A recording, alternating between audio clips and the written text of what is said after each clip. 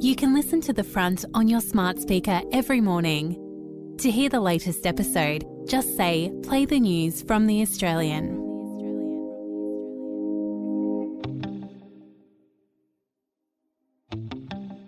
From The Australian, here's what's on the front. I'm Claire Harvey. It's Tuesday, July 16. Donald Trump says surviving an assassin's bullet has given him an opportunity to unite America.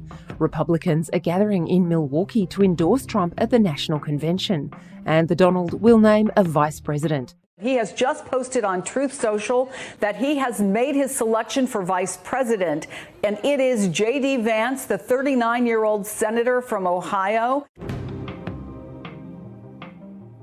Greens leader Adam Bandt says he'll lead the party to a Robin Hood-style take-from-the-rich victory at the next election. Bandt says big corporations will pay more tax and that the Greens have already replaced Labor as the party of the centre-left. That's part of our exclusive series on the Greens, live now at theaustralian.com.au. The ageing king and the young superstars. Novak Djokovic says he just can't match it with Carlos Alcaraz or Jannik Sinner. So, who knew the spiky, cocky Serb would turn out to be a gracious loser? And is this the beginning of a whole new era in tennis? As all eyes turn to the Paris Olympics, we're joined by tennis writer Will Swanton.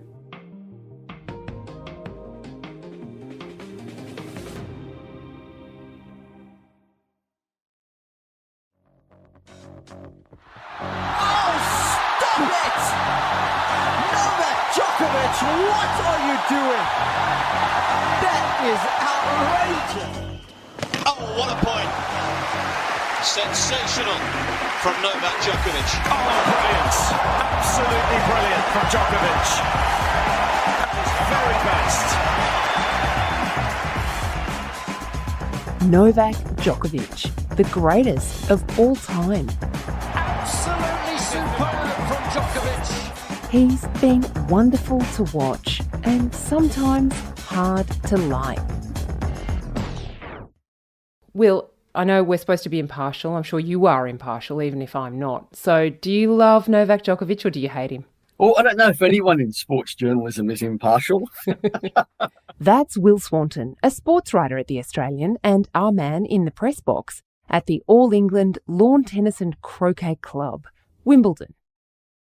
I really admire Djokovic. I think, like everyone else, I thought he was probably a bit too much a few years ago, and he enjoyed lording it over everyone. But in the last few years, he does a great salesman's job for the sport, as in he does long interviews, he gives deep and meaningful answers.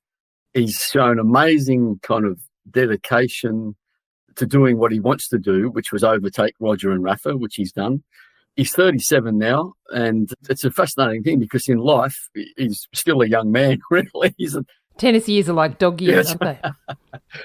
And he hasn't always been a great winner, you could probably say. But, geez, he was a gracious loser yesterday. The way he spoke to us afterwards, he was just completely accepting of Carlos was better. And it was almost as shocking as the lopsided result was Novak's reaction to it. He was just such a nice loser. Yeah, huge congrats to Carlos. Deserved this win today. He was a better player from the beginning to the end. But it was, I guess, inevitable for him to win today because he was just coming out on the court with a better quality tennis. That's as simple as it is. More than 25 years at the top, a record 24 Grand Slam singles titles. And you sense, importantly for the Joker, he's outlasted the other two of tennis's big three, retired Swiss gentleman Roger Federer and the chronically injured Spanish artist Rafael Nadal. And then The young king of centre court retains the crown. a straight sets thrashing in the Wimbledon final at the hands of 21-year-old Spaniard Carlos Alcaraz. 3 sets to love. 6-2, 6-2, 7-6. A master craftsman 21 years of age.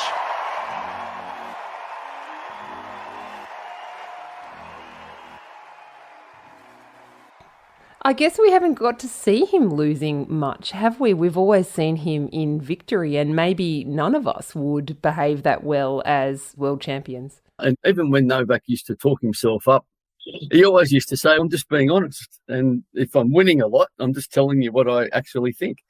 And now it makes you think that rings true because he was just absolutely cleaned up by Alcaraz.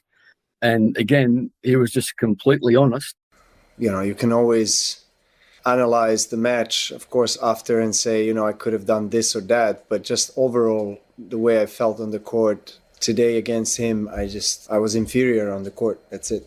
He was a better player. He played every single shot better than I did. So when I was leaving last night, I was even more stunned by just how great Djokovic was in this significant moment where it really felt like one era of tennis officially ended. That's what it felt like.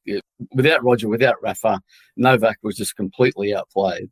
A new era has begun, and no one seemed more accepting of it than him. Do you think it's safe to say then that Carlos Alcaraz is the new face of tennis, or do we have to wait a couple of decades to work that out? Oh, definitely the new face of tennis. Like when you turn up at a tournament, you see who the faces of tennis are because all over that city, posters of that face. And every tournament we go to now, front and centre will be Carlos Alcaraz. And he's such a godsend for the sport. I remember not so long ago, we used to wonder how will tennis continue to thrive when you don't have these great characters in Roger, Novak and Rafa who capture people's attention, who don't just love tennis. How is tennis going to keep going when they've gone? But then Alcaraz has popped up and he's just this joyful, beaming, entertaining, extremely likeable showman of a young Spaniard. And he's just such a great thing for the sport. But as Novak so graciously conceded, it's the era of Alcaraz and Sinner, and his days are numbered. Carlos, you've defended your title. Does it feel as good as the first time? Yes. I feel it was the first one. It is an amazing feeling for me being the champion here in Wimbledon back to back. It is great, so I'm really proud and really happy about it. Coming up, so will Djokovic finally throw in the towel? Plus a spine-chilling moment for Britons in sore need of some good news. We'll be back after this break.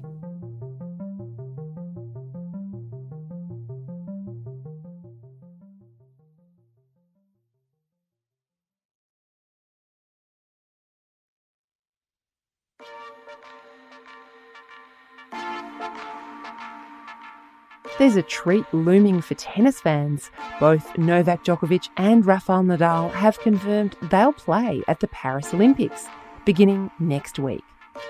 As a Rafael Nadal fan myself, I'm desperately hoping that he retires and doesn't get humiliated as an old man nearing 40, getting thrashed by 20-year-olds. That is now happening to Novak Djokovic. Are those guys going to retire now? Oh, good old Rafa. Stop the fight. I agree with you. On a slightly different point, but an absolute highlight of the Olympics will be the men's doubles because young, sprightly, exuberant Carlos Alcaraz will be trying to carry, good old Rafael Nadal through the doubles. Oh, what a matchup. That will be fantastic. I think Novak, it's a funny one with Novak because he did reach the Wimbledon final. So it's not like a complete disaster, but there's two damning stats for Novak. He hasn't beaten another top 10 player since last November, which is incredible. And his final here in London was the first final he's made all year of any tournament. Roger and Rafa hung in there as long as they could. I don't think Novak will do the same. I think his pride in performance means that if he really starts believing he's not going to win majors, I think he'll walk away. And he might walk away pretty quickly. Whereas Roger and Rafa, they just had this they've always had this boyish love of playing tennis. They just wanted to keep playing no matter what. Will was at centre court for a spine-tingling moment, a standing ovation for Catherine, Princess of Wales, as she emerged for a rare break from her chemotherapy treatment, escorting her daughter, Princess Charlotte. And here we are, the appearance of Her Royal Highness. Her very appearance here, a symbol of the resilience. Yeah, exactly. My request for a seat in the royal box didn't come through, so I was at the far end of the court, but so you're looking straight at the royal box, and there was no kind of announcement that Kate was about. No trumpets. No trumpets, and no. But then this beautiful wave of applause just went around this truly beautiful sporting stadium, and I looked up, and there she was, swanning down the aisle to her seats. It was a touching kind of, gave me a great sense of what the royal family and what Kate means to people, if that makes sense. Like, it was a really heartfelt, long ovation. And she did this beautiful little understated wave at everyone. I thought, oh, that's quite nice, really. Oh, you're a monarchist now. That's right. Will Swanton and our team of sports writers are heading to Paris for the Olympics, which could be Djokovic's last stand. Some of the country's most progressive new sexual consent laws are in doubt after the New South Wales Supreme Court said they were confusing and threw out the conviction of an 18-year-old man found guilty of raping a drunk schoolgirl.